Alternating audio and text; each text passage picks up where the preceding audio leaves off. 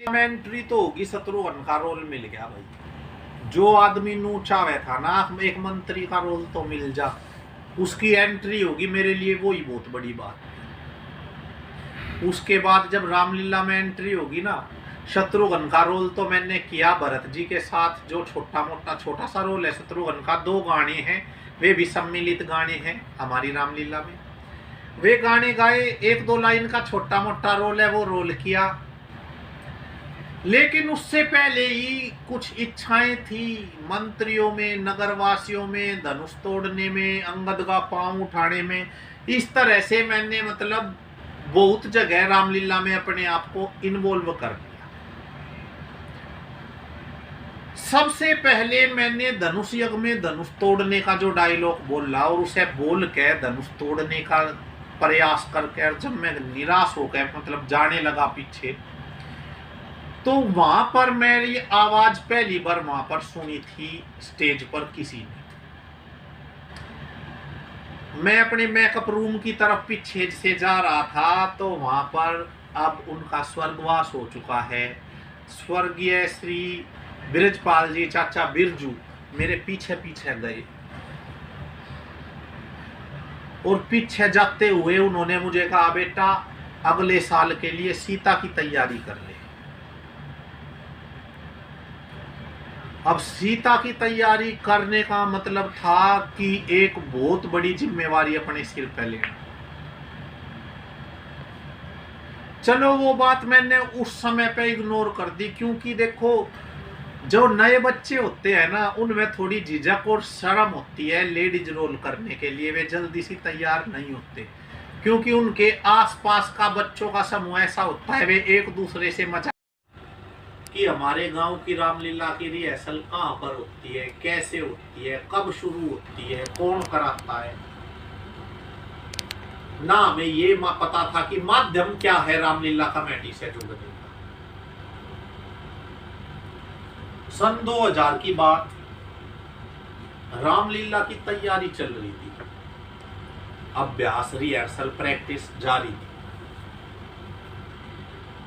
और प्रैक्टिस करते करते कुछ दिन बीत गए थे, तो मुझे घर पे कोई आदमी बुलाने आया रात को 9-9:30 बजे के बीच में। उसने कहा कि आपको सिल्वर बेल्ट स्कूल में बुलाया है और वहां रामलीला की रिहर्सल होगी। उस रामलीला के रिहर्सल के नाम सुन के और मुझे बुलाया है, मेरे दिल में एक बड़ा ही रोमांच पैदा हुआ।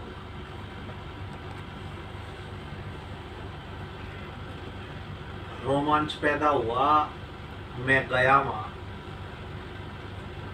तो वहां पर भरत शत्रुघ्न के पाठ के लिए, मतलब भरत का पाठ तो था, शत्रुघ्न के पाठ के लिए एक तरह से ऑडिशन चल रहा था। ऑडिशन में एक कलाकार और थे, वो भी भरत जी का जो रोल कर रहे थे, पंडित श्री राजू शर्मा जी, उनके साथ शत्रुघ्न की भूमिका निभाने के लिए अपना ऑडिशन दे रहे थे। उसके बाद मेरा नंबर आया, भरत जी के साथ शत्रुघ्न का गाना गाने के लिए मुझे भी अवसर दिया गया। मैंने वो गाना गाया पहली बार।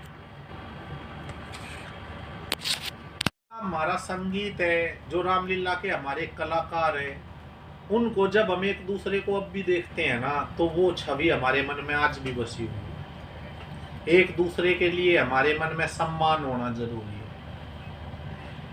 उतार चढ़ाव जिंदगी में बहुत तरह के आते हैं, घर परिवार में भी आते हैं। ये तो एक बहुत बड़ा परिवार है रामलीला कमेटी का, सारे गांव का कार्य है। तो ये हमारे अनुभव थे। इस तरह से मेरी रामलीला में एंट्री हुई। उसके बाद चलते रहे, रोल करते रहे, और इन रोलों के साथ साथ एक समय ऐसा भी आया है, एक साल कुछ रोलों की प्रॉब्लम थी। मैंने सुबाहु का रोल भी किया है, मैंने विश्वामित्र नहीं, श्रृंगी ऋषि का रोल भी किया है, मैंने मंथरा का रोल भी किया है, मैंने शरूपणखा का रोल भी किया है, और मैंने भरत का, सीता का, सलोचना का, तारा का ये रोल भी किए हैं। फिर तारा का रोल से मैंने बड़े प्यार से, बड़ी हमदर्दी से, बड़ा राजी बोल के कि मेरे ऊपर ज्यादा प्रेशर है भाई, मैंने अपने बड़े भाई नरेंद्र को तारा का रोल सौंप दिया बड़ी रिक्वेस्ट करके। उसके बाद सीता का, सलोचना का और भरत का मैं ये रोल कर रहा हूँ, अभी तक करता आया हूँ। लेकिन रामलीला से जुड़े होने के कारण, रामलीला से लगन होने के कारण और उस राम कथा में इच्छा होने के कारण, उस राम के नाम से प्रेम होने के कारण, अब चाहे रामलीला का आयोजन ना हो पा रहा हो, लेकिन हम उस चीज को याद कर रहे हैं और आप सभी को सुना रहे हैं। तो ये आज का मेरा अनुभव। कुछ बातें ऐसी होती हैं जो हम कभी भूल नहीं पाते, जब बैठते हैं तो वे याद।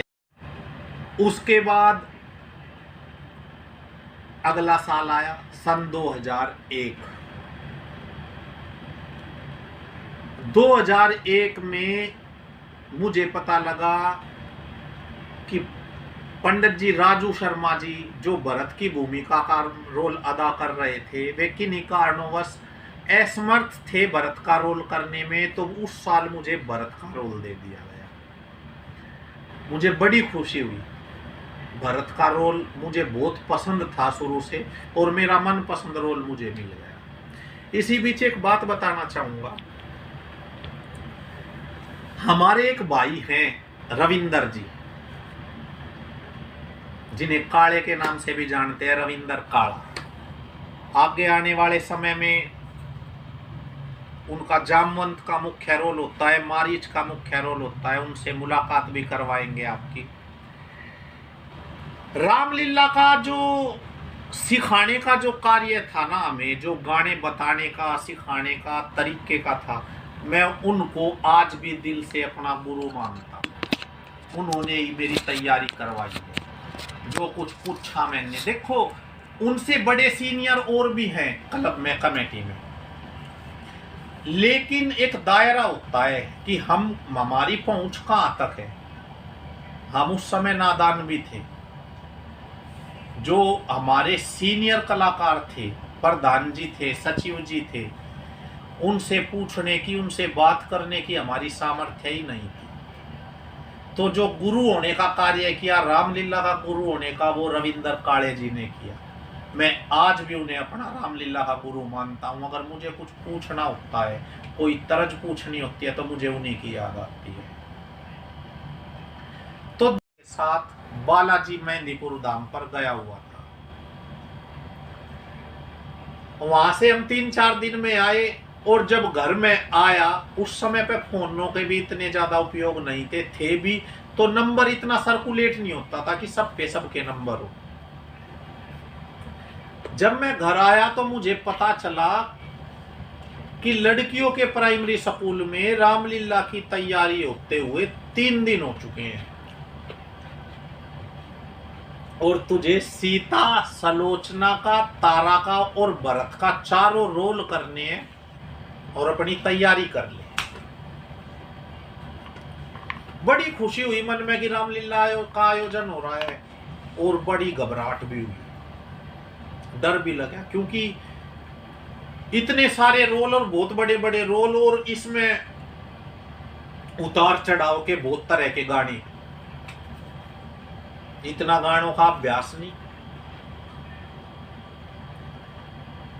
1-2 दिन तैयारी की, कापियां भी बनानी, लिखना भी, बात भी करनी, सीखना भी, पूछना भी। तो ये छोटे लेवल पे तैयारी हो रही थी कलाकारों की। और एक दिन फिर हमारे सीनियर आए, प्रधान जी, सचिव जी, वे सारे आए। उन्होंने कहा भाई दिखाओ रोल किसे किसे दिए गए हैं जिनकी तैयारी हुई है। सबके ऑडिशन लिए, सबसे पूछा गया, नंबर मेरा भी आया। धर्मवीर बता बेटा तुझे काहे के रोल मिले हैं, तू काहे के रोल करेगा। मका जी भरत का तो मैंने कर रखा है पहले भी, अब भरत की तो बात ही नहीं है, वो तो हमने आपका देख रखा है, और बताओ उससे अलग। मगर सीता का, सलोचना का और तारा।